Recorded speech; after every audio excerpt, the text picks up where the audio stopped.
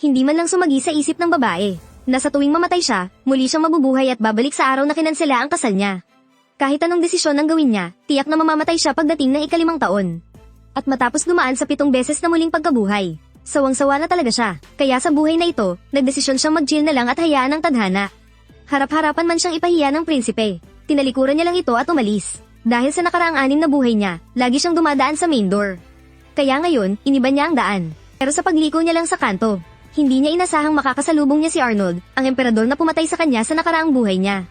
Sa biglaang pagkikitang iyon, saglit na nawala sa sarili ang dalaga, at hindi sinadyang mabanggit ang pangalan nito. Takang-taka naman si Arnold. Kasi, unang beses niya palang namang bumisita rito. Paano mo ako nakilala? Mabilis namang nakabawi ang dalaga. Nagsinungaling na narinig na raw niya ang sikat nitong pangalan. Akala niya, makakalusot na siya. Pero masyadong matalas ang pakiramdam ni Arnold. Harap-harapan itong binisto ang dalaga. Tinawag mo akong emperador kanina. Buhay pa ang ama ko, kaya isa lang akong prinsipeng tagapagmana ngayon. Napipi ang dalaga sa sinabi niya. Kaya nagpalusot na lang siya na gulong-gulo ang isip niya dahil kakakansela lang ng kasal niya.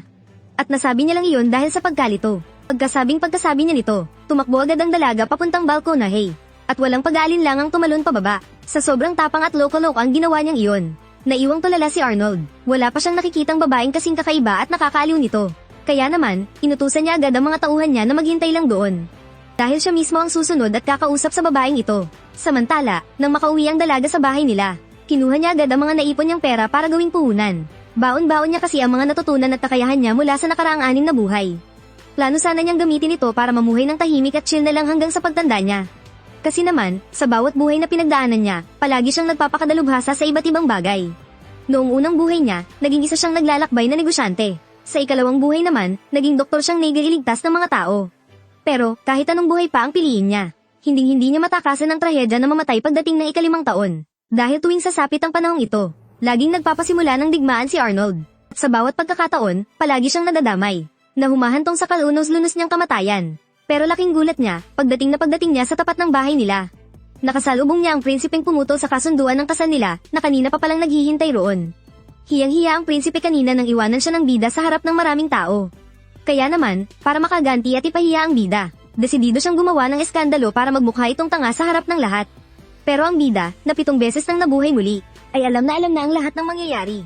Wala na siyang pakialam sa isip batang drama ng prinsipe. Ano, tanga ka ba? Hindi naman nadudumihan ang damit ng isang tao dahil lang sa kalungkutan. At ang mas mahalaga, kahit nakanselahin mo pa ang kasal natin, wala akong maramdamang lungkot, kahit tititing. Ano? Dahil dito, nawalan ng saysay ang lahat ng inihandang pang-iinsulto ng prinsipe. Gumuho ang kumpiyansa niya roon mismo, at tuluyang nawala sa sarili. Nagsimula na ring magbulong-bulungan ang mga usyosero at usyosera. Teka, hindi naman ata ang prinsipe ang nakipaghiwalay Oo nga, mukha pang ang siyang iniwan ng babae. Pasabog na sana sa galit ang prinsipe. Nang biglang pumagitna ang isang dalagitang nagngangalang Mary, para kampihan siya. Pinaratangan nitong paulit-ulit na sinasaktan ng bida ang prinsipe. Dahil may kakampi na, biglang lumakas ang loob ng prinsipe. Kaya naman hayagan niyang sinira ng bida sa harap ng lahat. Pinalabas niyang napakasama ng ugali nito. At matagal na nitong binubuli si Mary. Pero sa kabila ng mga walang basang paratang na ito, nanatiling napakakalmado ng bida, frank niyang sinabi na susundin niya ang usapan tungkol sa paghihiwalay nila. At mula ngayon, tuluyan na siyang mawawala sa paningin nilang dalawa. Inakala sana ng prinsipe na makikita niyang kaawa-awa at namimilipit sa kahihiyan ang bida. Pero dahil sa sobrang pagkakalmado nito, dinagdagan pa ng matatapang at diretsahang mga salita, tuluyan ang nawasak ang dangal niya sa harap ng lahat. Mula noong bata ako, palagi kong iniisip na ang halaga ko ay nakadepende lang sa pagiging fiancé ng isang crown prince. Pero, maling-mali pala ako. Ang sarili kong halaga ay ako mismo ang makakatuklas. At sapat nang, naintindihan ko iyon. Ano ba yung mga pinagsasasabi mo? Hindi na kita kailangan sa buhay ko. Sa sobrang galit, nawalan ng malay ang prinsipe at tuluyang bumagsak sa lupa doon mismo. Nang makita ito, agad na nang insulto si Mary. Pero wala man lang epekto sa dalaga ang mga mapangot siyang salitang ito. Matapos ayusin ang lahat ng gulo, ayaw na niyang makipagtalo pa kaya tumalikod na siya at umalis. Gusto lang naman niyang magsimula ng bago at tahimik na buhay. Pero hindi pa man siya nakakalayo, bigla siyang nakaramdam ng isang matindi at nakamamatay na panganib. Agad na nagising ang alaala niya sa pakikipaglaban bilang isang kabalyero sa nakaraan niyang buhay. Mabilis ang naging reaksyon ng dalaga. Agad niyang inagaw ang espada ng lalaki sa kanyang likuran. At mabilis itong iwinasiwas, pero hindi niya inasahan na napakalakas pala ng kalaban. Dahil walang kahirap-hirap nitong nasangga ang kanyang atake. Bakas ang matinding gulat sa mukha ni Arnold. Labis siyang namangha sa galing ng dalaga sa paghawak ng espada. Kaya tinanong niya kung saan ito natuto. Pero kalmado lang na sumagot ang dalaga na isa itong sikreto. Dahil hindi kilala ng prinsipe na nasa tabi nila kung sino si Arnold. Bastos itong nagsalita at nang insulto. Agad siyang pinigilan ng dalaga. At binalaan itong mag-ingat sa mga sinasabi nito. Dahil ang lalaking nasa harapan nila ay walang iba kundi si Arnold, ang Crown Prince ng Imperyo ng Gokheim. Halos mamatay sa takot ang prinsipe nang marinig ito. Hindi niya inakala na ang nasa harap niya ay ang kinatatakutang lalaki. Na kayang ubusin ng isang buong hukbo ng mga kabalyero ng mag-isa. Biglang tumahimik ang paligid at walang nakapagsalita. Sunod na tinanong ng dalaga si Arnold kung ano ang sadya nito sa kanya. Pero ang sumunod na sinabi ni Arnold, ang nagpagulat at nagpatulala ng husto sa dalaga.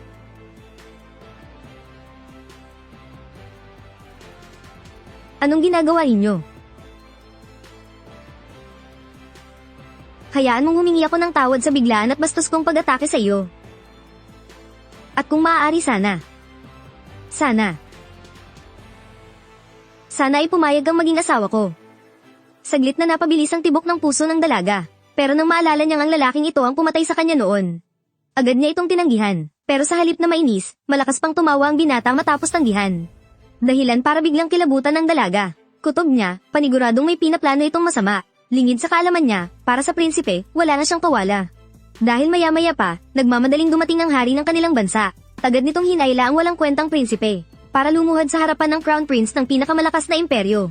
Nakiusap ang hari kay Rish na sana'y tanggapin nito ang alok na kasal ng prinsipe.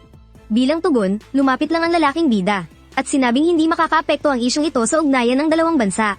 Gusto lang daw niyang makausap ng sarilinan ng babaeng bida. Siyempre, kung tatanggi ang babaeng bida, mapipilitan siyang idaan ito sa dahas. Dahil dito, wala nang nagawa ang babaeng bida kundi pumayag. Pagdating sa pansamantalang tinutuluyan ng lalaking bida, unang ipinaliwanag ng lalaki ang kasalukuyang sitwasyon ng babaeng bida. Dahil kababasag lang ng engagement niya, wala siyang kahit anong puwersang pwedeng sandalan ngayon. Kaya ang pagpayag sa alok niya ang tanging pagpipilian ng babaeng bida. Pero nabuhay na ng 7 beses ang babaeng bida. At sa bawat buhay niya, namamatay siya dahil sa gyerang sinimulan ng lalaking nasa harapan niya ngayon. Bukod pa roon, siya mismo ang pumatay sa kanya sa nakaraang buhay niya. Kung iisipin, dapat ay hindi siya pumayag. Pero naisip niya, kung mananatili siya sa tabi ng lalaking ito, baka malaman na niya ang dahilan kung bakit ito nagsisimula ng gyera. Kaya bago pumayag, nagbigay muna ng ilang kondisyon ng babaeng bida. Una, ang lahat ng kakailanganin sa kasal ay dapat bilhin sa merchant guild na pipiliin niya. Pangalawa, pagkatapos nilang makasal, dapat maghanda ang lalaki ng isang lugar kung saan pwedeng mag-usap-usap ang mga bisitang pandangal mula sa iba't ibang bansa. At tuwing pupunta roon ang babaeng bida, hindi pwedeng sumunod ang lalaki. Tungkol naman sa huling kondisyon, gusto niyang maging isang prinsesa sa kastilyo na walang kahit anong responsibilidad. Sa madaling salita, gusto niya lang tumambay at maging batugan. At higit sa lahat, hindi siya pwedeng hawakan ng lalaking bida kahit dulo man lang ng kanyang daliri. Walang pag-aalinlangang pumayag ang lalaking bida sa lahat ng ito. Kaya kinabukasan, isinama na niya ang babaeng bida pabalik sa kanyang bansa. Makalipas ang ilang araw na paglalakbay, bigla na lang nagising sa gulat ang babaeng bida sa loob ng karwahe. Di ba napag-usapan na natin to? Pakiusap, huwag mong hahawakan kahit dulo man lang ng daliri ko. Yun pala, gusto lang kunin ng lalaki ang sarili niyang espada. Saka lang na-realize ng babaeng bida na yakap-yakap niya pala ang espada ng lalaki. Nako, pasensya na ta. Hindi rin inasahan ng lalaki na makakatulog ang babaeng bida habang yakap ang isang espada. At saka, hindi pa man niya ito nahahawakan ay ganun na agad ang naging reaksyon nito. Ibig sabihin, siguradong dumaan sa matinding pagsasanay ang babaeng bida. Siya nga pala, nabanggit ng lalaking bida ang unang kondisyon niya. Nakipag-ugnayan na raw ito sa merchant guild na napili niya para asikasuhin ang mga transaksyon. Pero nagtataka rin siya kung bakit. Isang baguhang merchant guild ang napili at napansin ng babaeng bida. Siyempre, hindi pwedeng sabihin ng babaeng bida sa kanya ang totoo. Sinabi na lang niyang nabalitaan daw niyang magaganda ang mga produkto sa merchant guild na iyon. Pero ang totoo niyang naiisip, kailangan niyang makipag-ugnayan agad sa merchant guild mula sa unang buhay niya. Bigla na lang may narinig na mga sigawan mula sa labas. Inaatake na pala ng isang grupo ng mga bandido ang kanilang karwahe. Dahan-daang bumaba ang lalaking bida mula sa karwahe. At sinabihan ng babae na huwag mag-alala at manatili lang sa loob. Nilak pa nga niya ng tuluyan ng pinto. Pero teka, sa ikapitong buhay ng ating bida, isa kaya siyang napakagaling na kabalyero. Kaya bakit naman siya susunod ng ganoon-ganoon na lang? Kalmado niyang hinugot ang isang ipit mula sa kanyang buhok. At sa loob lang ng 2.5 segundo, nabuksan niya ang kandado. Akala mo mabilis na ang 2.5 segundo sa pagbukas ng pinto. Mas nakakagulat ang lalaking bida dahil sa loob lang din ng 2.5 segundo, napabagsak na niya ang lahat ng bandido. Tapos na agad. Minsan na nga lang akong bumaba para harapin kayo. Ni hindi ko man lang naging pampalipas oras. Pagkatapos noon, mabilis na inutusan ng lalaki ang kanyang mga tauhan na linisin ang paligid. At doon lang din napansin ng babaeng bida, na wala man lang pinatay ni isang bandido ang lalaki. Pero maraming kabalyero sa grupo nila ang malubhang nasugatan. Agad na tumakbo palapit ang babae, at nakita niyang nasugatan sila ng mga sandatang may lason. Kaya naman pinulot niya agad ang nakalalasong espada para suriin. At mabilis niyang nalaman mula sa amoy ng espada kung ano ang mga sangkap ng lason. Nang malaman naman ng lalaking bida na marami ang nalason, sumakit din ang ulo niya sa problema. Ilang araw pa kasi ang biyahe mula rito papuntang Kabisera. Kung aalagaan pa nila ang mga sugatan sa daan, siguradong magiging mahirap ito. Kaya napagdesisyonan niyang sugurin ng malapit na tribo para agawin ng panlunas. Pero biglang nagsalita ang babae, at sinabing siya na mismo ang gagawa ng panlunas. Gulat na gulat ang lalaking bida at ang lahat ng nandoon. Walang paligoy-ligoy, sinimulan agad ng babae ang paggawa ng gamot. Nang matapos niya ito, pakas pa rin sa mukha ng lahat ang matinding pagkabigla. Akala tuloy ng babae, pinagdududahan lang nila siya. Kaya walang sabi-sabing kinuha niya ang nakalalasong espada at hiniwa ang sarili. Susubukan pa sanang pigilan ng lalaki, pero huli na. Makikitang ipinahid lang ng babae ang panlunas sa kanyang sugat, at sinimulang ipaliwanag sa kanila kung ano ang mga sangkap at paano ito gamitin. Kahit ang lalaking bida, napanganga na lang sa sobrang galing niya. Hindi nagtagal, nagsimula ng ipahid ng mga sugatan ang panlunas. Sinamantala naman ng dalaga ang pagkakataon para manguha ng mga halamang gamot sa gilid. Habang pinagmamasdan ng dalaga mula sa malayo, lalong hindi makapaniwala ang lalaki kapag naiisip niya ang mga nangyari. Malinaw naman na kinulong niya mismo ang babaeng ito sa loob ng karwahe. Paano kaya ito nakalabas? Bukod pa doon, mukhang kabisado niya ang mga halamang gamot. Halatang eksperto na siya sa ganitong bagay. Kaya naman, nilapitan niya ang dalaga para magusisa. Pero ang sagot lang ng dalaga, sikreto.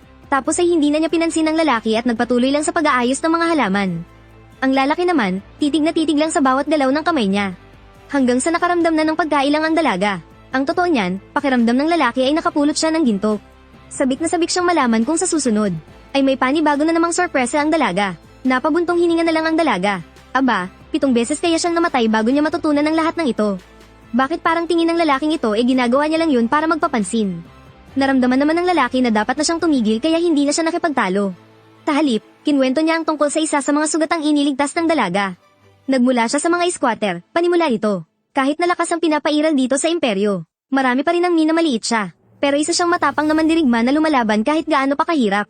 Sunod niyang kinwento ang lalaking may pinakamalalang sugat. Kamakailan lang siyang naging kabalyero. Para sa misyong ito, araw-araw siyang nagpakahirap sa pag-eensayo.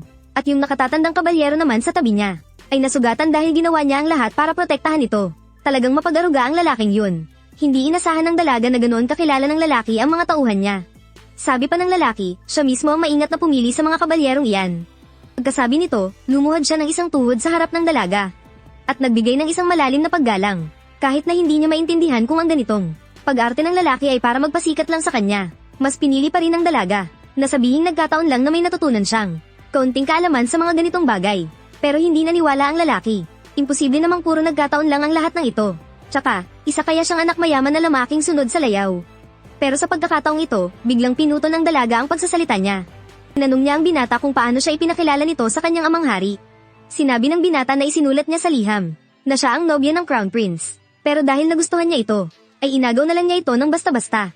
Ibig sabihin, ang dalaga ay parang isang bihag na dinala niya pabalik sa kanilang bansa.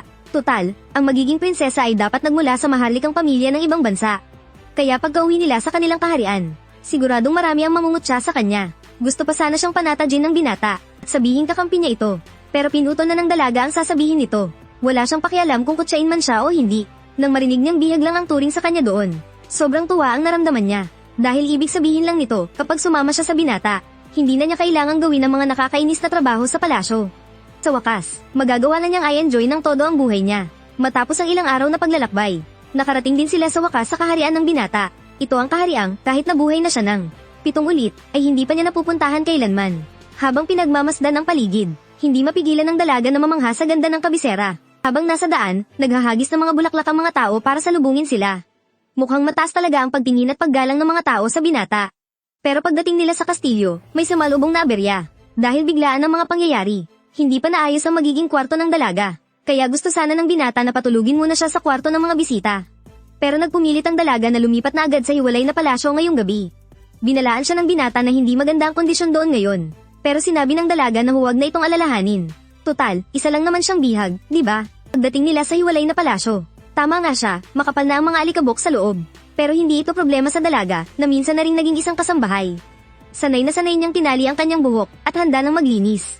Gusto sanang tumulong ng mga nakasama nilang kabalyero, kaya pinabuhat na lang niya sa kanila ang ilang mga muebles papasok. Saka siya masayang nagpatuloy sa paglilinis ng sarili niyang kwarto. Ilang taon na lang mula ngayon, aagawin ng binata ang trono at magsisimula ng digmaan. Kaya desidido ang dalagang gawin ng lahat, may layo lang ang binata sa amang hari nito. Baka sa ganitong paraan, mapigilan niya ang pagsisimula ng digmaan. Siyempre, ang pinakapangunahing layunin pa rin, ay ang magkaroon ng masaya at mahabang buhay. Dahil kapag sumiklab na naman ang digmaan, hindi malabong mamatay na naman siya. Nang sandaling iyon, may mga maid sa unahan na binubuli ang isang blonde na maid. Nang makita ito ng bida, agad siyang lumapit para tingnan ang kalagayan niya. Pero napagkamalan siya ng ibang mga maid na isa ring baguhan. Grabe pa siyang nilate ng mga ito. Nang makita niyang kukunin ng mga ito ang mga kurtina niya para labhan. Pinigilan muna sila ng bida, dahil maya-maya lang ay hihipan yan ng malakas na hangin. Pero halatang hindi naniwala ang mga ito sa sinabi niya. Inasar lang ulit siya ng mga ito at tuluyan ng umalis. Tinatamad na rin ng bidang patulan pa sila. At sa halip ay kinamusta ang blonde na maid kung nasaktan ba ito.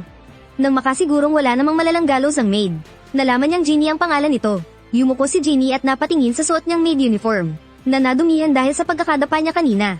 Medyo nalungkot dito si Jeannie. Pinagaan naman ng bida ang loob niya. At sinabing madali lang matuyo ang ganoong klase ng tela. Kaso, dahil madaling sumiksik ang putik sa mga tahi, kailangan itong labhan gamit ang ganitong brush. Teka, sino ka nga ba? Bilisin mo ng labhan yan, bago pa bumuhos ang ulan. Kinabukasan, habang pinagmamasdan ng bida ang maharlikang syudad, naalala niya ang matagal na niyang pangarap. Iyon ay ang mabisita ang bawat bansa sa buong mundo. Sa bawat reinkarnasyon niya, gusto niya sana itong matupad. Pero palagi siyang nabibigo. Ngayon, nakarating na rin siya sa wakas sa kaisa-isang bansang hindi pa niya napupuntahan. Habang ninanamnam niya ang saya ng pagtupad sa kanyang pangarap, bigla niyang napansin ang presensya ng lalaking bida. Sabay nilang pinagmasdan ang buong syudad. At panay ang turo niya sa mga gusali habang nagtatanong kung para saan ang mga iyon. Mas lalo pa siyang natuwa ngayong may instant tour guide na siya. At baka sa mukha niya ang napakatamis ng ngiti, pero labis namang ipinagtaka ito ng lalaki. Nakatingin lang naman siya sa paligid, pero bakit ba siya ganoon kasaya? Gayong pilit lang naman siyang dinala sa bansang iyon. Pero mukhang gustong-gusto niya pa rito. Pinaliwanag naman ng dalaga sa kanya, na matagal na niya talagang pinapangarap na makapunta sa lugar na iyon. Matagal na niyang gustong bisitahin ang bansang ito. Ang mismong pagpapakasal at pagsunod niya rito sa lalaking bida ay malaking bahagi dahil na rin talaga rito. Wala pa akong nakikitang taong katulad mo. Maging ito man ay lalim ng pagkatao, talino, o pisikal na lakas. Hindi naman na kailangan yan ng isang karaniwang senyorita, di ba? Kahit pa sa paningin ng iba ay hindi ito kailangan. Lahat ng ito ay mga kayamanan ko. Hindi lang ito mga pag-aaring hindi ko pwedeng pakawalan, kundi isang napakahalagang bahagi rin ng buhay ko. Kung ano man ang may halaga sa sarili kong buhay. Ako mismo ang magpapasya niyan. Alam ko,